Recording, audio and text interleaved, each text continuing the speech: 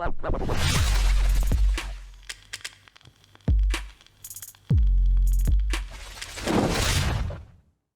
what is going on, everybody? Today we're going to kind of cover the game state right now. So I get this question every stream all the time, and I do have a command for it for the value of what I would say the game is at most right now, which is still about $20 at best, okay? But I always get constantly asked, hey, is 2042 worth it now? Or is it worth coming back to playing? Or I haven't tried it yet. I touched it at the beginning and I haven't played it since, this and that. Or I get a bunch of different responses to when they stop playing, or, you know, should I play the game? What do you think about it? Does it look good? This and that. It looks like it's fun. You make it look fun, all that stuff. Okay, looks can be deceiving, all right? So as everybody knows, for who watches my streams on a daily basis, is, you know, I play this game since launch, from the beta up until now. It's still the highest level XP in the world without running boosting servers and things like that. For you guys who don't know who I am, for everybody else who comes in and tunes into these videos regularly, I appreciate it, and you guys are well aware of the content that I try to provide for you guys and be entertaining at the same time while trying to, you know, frag out tons of servers and make people hate me and think that I'm cheating, this and that. But whatever, okay. Main topic today, is the game worth it for 2023, right? We're coming into the end of this year, up into the new year, and there's been a lot of progress. I will not deny the company trying to fix a disaster of a dumpster fire that should not have even made it to the drawing board, okay? So, the game has gotten significantly better, but don't get that twisted, okay? The new maps that we got, the only new maps that we got, by the way, which are Exposure, Spearheaded, and Stranded. So we've gotten 3 new maps in a year.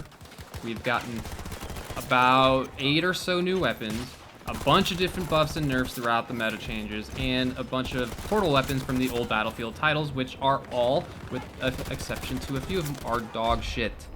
So, keeping that in mind, lack of content, portal guns that don't perform as well as they should to keep in line with the all warfare weapons, just kind of give the same sort of plethora of weapons that everyone was complaining about. Oh, we don't have enough weapons in the game. We only started off with like 22 weapons, and now we've got over 60 weapons. Woo! Yeah, and you know you can only viably use like a dozen of them.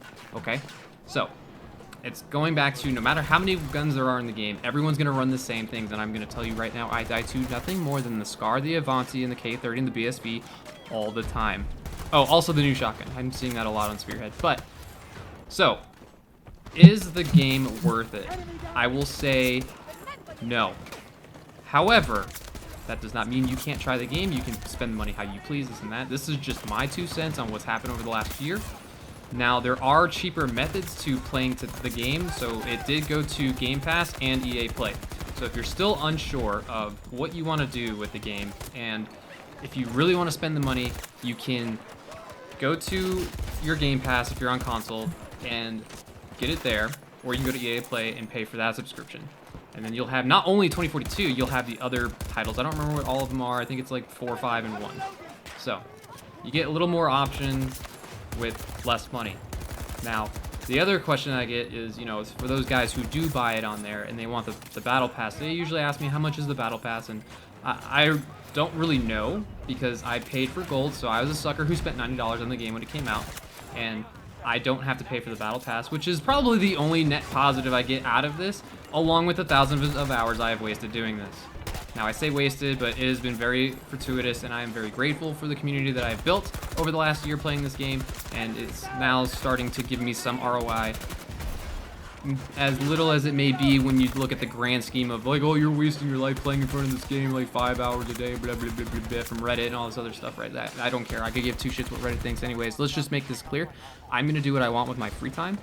For anybody who is asking how I can be active duty and spend this much time playing video games, and this is the only piece of information I'm going to give you about my personal life. If you want more information, you're more than welcome to come to the stream and ask me questions. I'm usually pretty upfront and transparent with my viewers. So, I am single. I'm very single. I plan to stay very single. I have no intentions of seeking a partnership for anybody.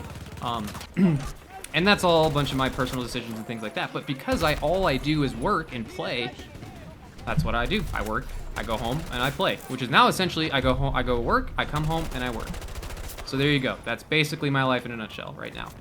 So going back to the game being worth it, I don't recommend paying full price for this game ever. Ever. Go buy a key, go find it on sale. I've heard people finding it in the, you know, a local store for like $8, $3, or buying it online for $7 at times when they go on these crazy sales from these other third-party sites. And I'm like, got it, do that. That's all I have for you guys. I'll catch you in the next video.